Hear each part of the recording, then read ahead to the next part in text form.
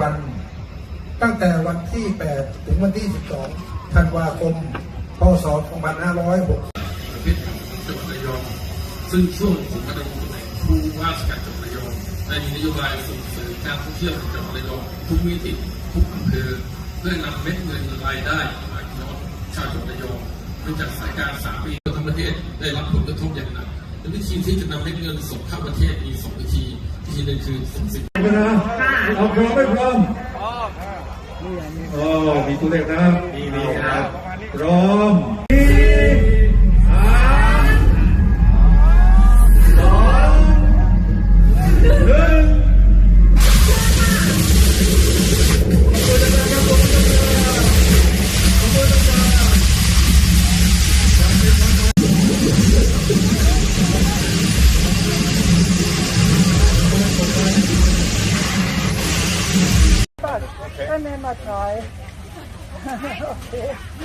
ไม่แพงไม่แพง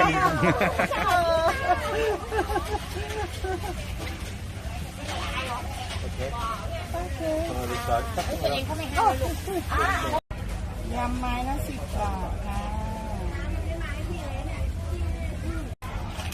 หอยสดๆเป็นสดๆเลยค่ะจากทะเลเลยค่ะ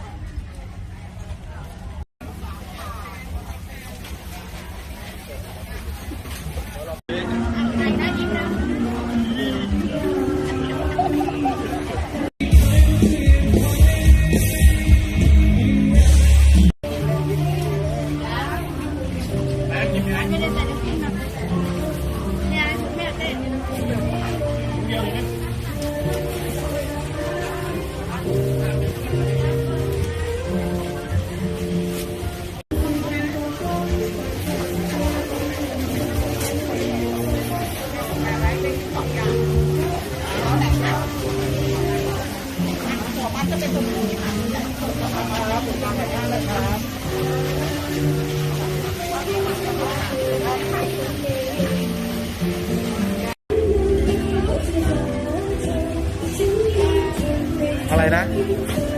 หมึกไข่เหรอ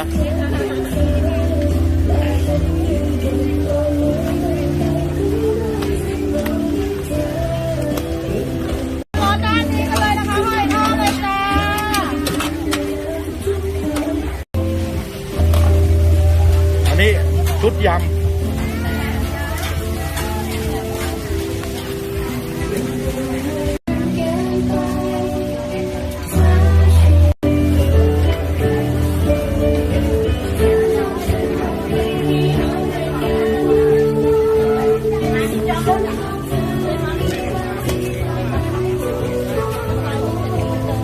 399ใช่ไหม